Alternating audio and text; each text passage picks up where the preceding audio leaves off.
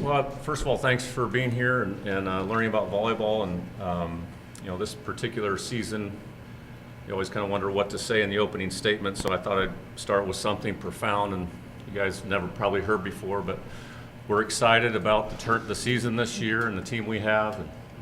And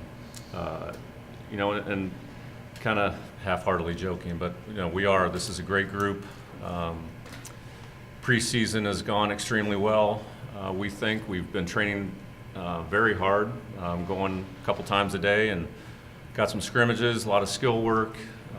The coaches have kind of said, we really haven't had a day where the concentration and intent to perform wasn't there, and that's fairly unusual because you go so hard for so long in a short period of time that you're bound to have some days where it's not real focused and energetic, but that hasn't been the case. And the great thing about this team is we have this core here of two seniors and junior Morgan, and then also two other starters that basically 5 out of our 7 returners, or 5 out of 7 starters are returning, minus Whitney Billings and Zan Morgan from last year. So that's a great core group to begin with. We also have some inexperience, some freshmen, 5 freshmen, if you include our red shirts, that we feel like can contribute. So you always wonder, does experience matter or not? And I think in our case, probably the most important thing in all of our athletes, that they're talented and motivated. So whether they've been here for 4 years or just beginning, we feel very good about the group of people that we have, and now it's about getting on the court Friday and seeing what it's all about for us this year.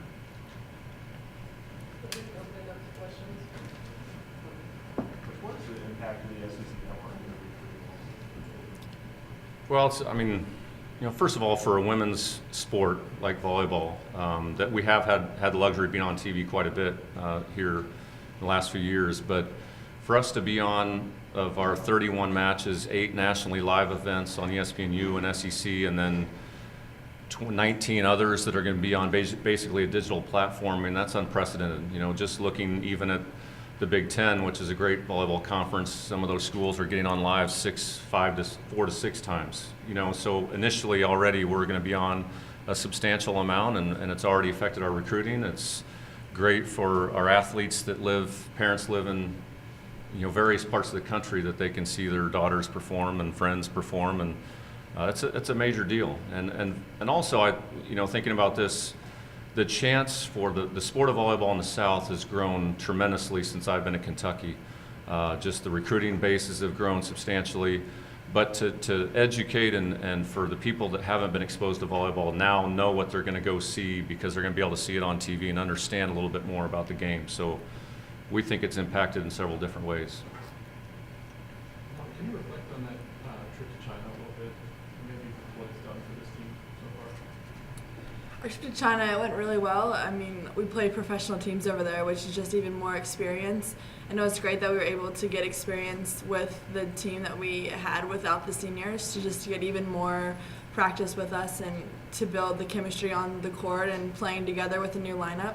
So I think it helped out a lot, just physically and mentally. Coach, kind of the same question for you, in terms of how much, what we talk about how the things have been increasing so far. Does that have anything to do with that trip and coming together there? Well, Laura and I are actually talking about this earlier. The biggest reason to do a trip like that is you want it to improve your team and your program. And Lauren made the comment this morning that we're already beyond some places that we were at this time last year, because we had the chance to train and compete for 3 weeks in May and June. And there's things we've already improved on, that we're kind of moving on to the next thing in our training cycle. And not that that's the end all be all, but at least you've already been through some experiences that can help us, even this first weekend. So it's, and I've challenged our players, not very many people get the chance to make a trip like this, and to, at some point in their life, to take their family or friends to do it, in a life culture experience like that, because it's very unique and helps us understand our world is way bigger than what we know.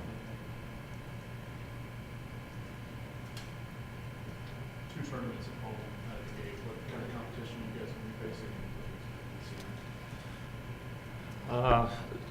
Well, first of all, Wichita State, our first match, is a team that's been to several NCAA tournaments. They were in the Sweet 16, I believe, 2 years ago, and were in the tournament again last year. I don't know the exact statistic. From what I hear, our schedule is number 2 in the country behind Florida in terms of the top 25 teams in the preseason poll. So it's a challenge. There's no question about it. And Wichita State, Butler, and Virginia Tech all present different types and styles of play and challenges. So we'll be stressed and challenged early, and that's the idea of how we schedule, and we want to be our best by the end of the year.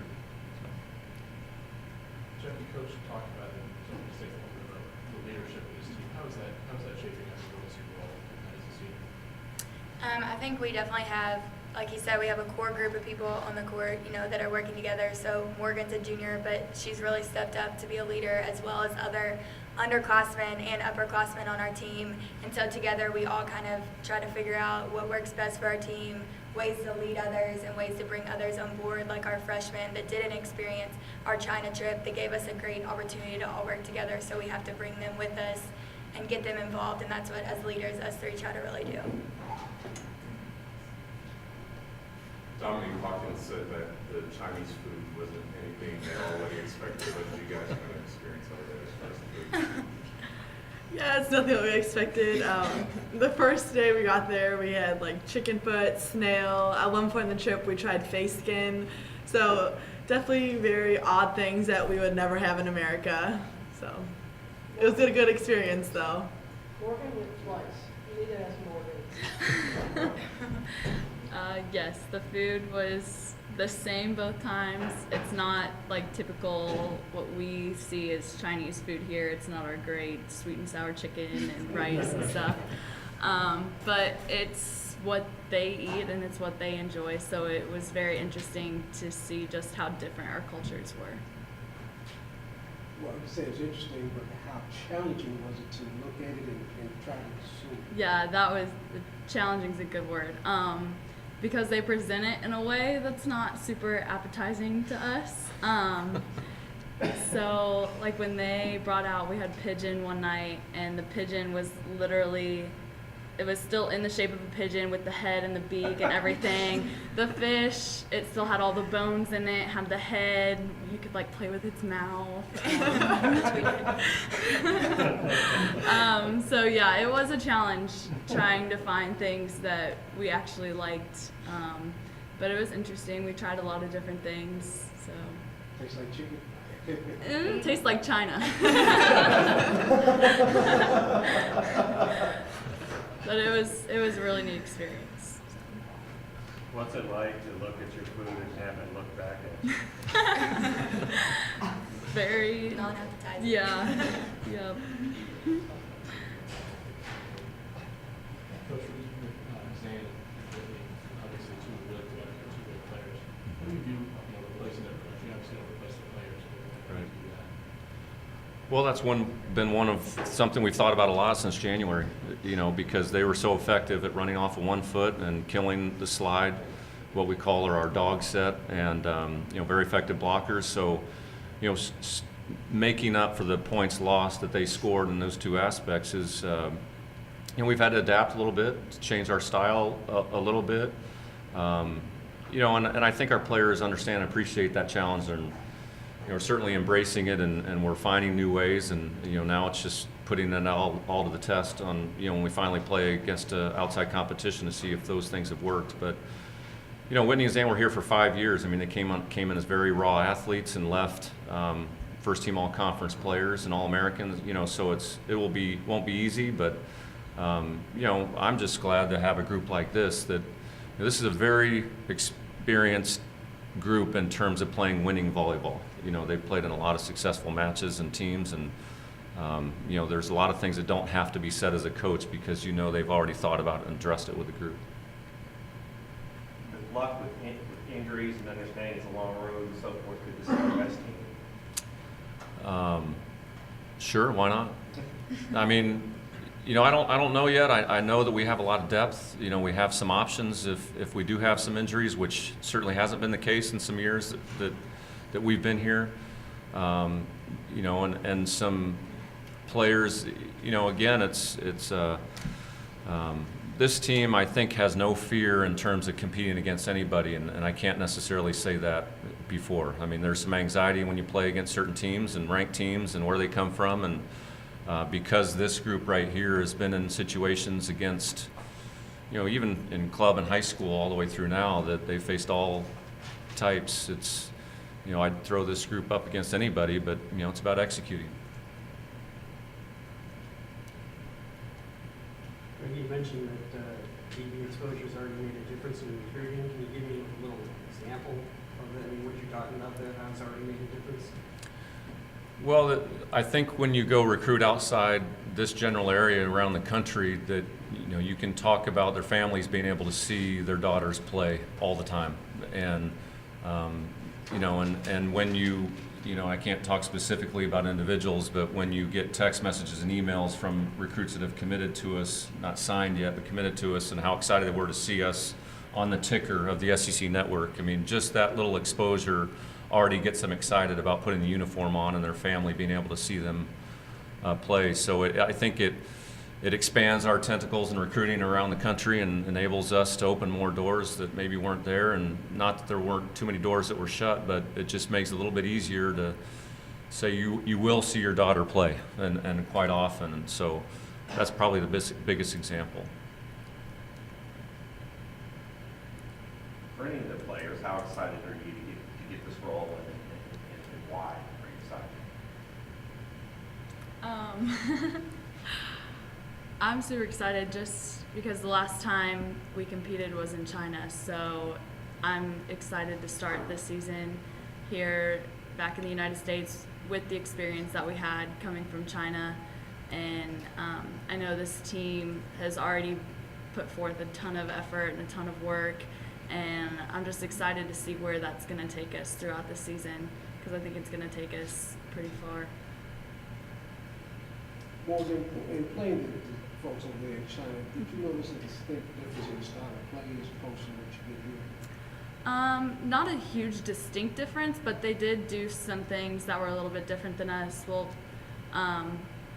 like the thing that's different over there is they start playing when they're like 5 and 6 years old, and then a lot of them, that's what they go to school for. So they go to school to play volleyball, and then they're playing that like all day long, all year round.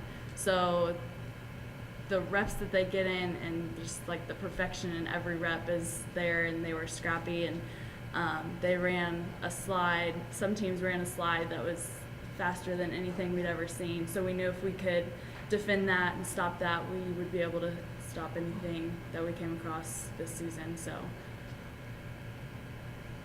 I think one thing that you notice in the game of volleyball in China is they're so good defensively, and they make very few mistakes.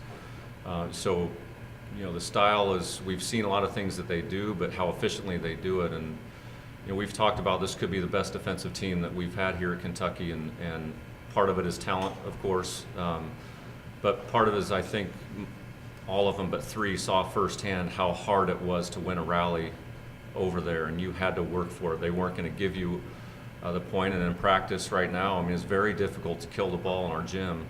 So as a coach, you wonder, are we going to be able to kill the ball, or is it just we're just that good defensively? And I think it's a combination of both. So, the effort it takes to win a point, I think we felt over there, and now we're kind of experiencing it in our preseason.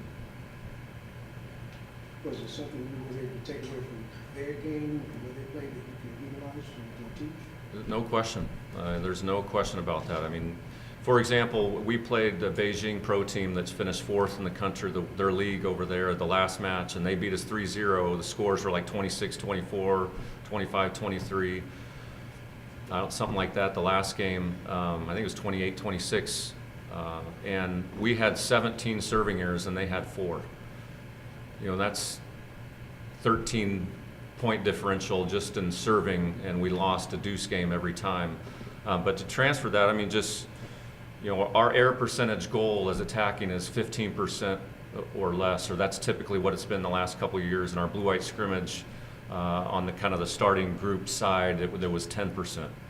And so if we can learn from that and understand that we don't have to kill the ball every time, but we have to make the other team earn their point, then that we're already way ahead of where we were last year, because I don't think we understood that as well as we did last year going into the season.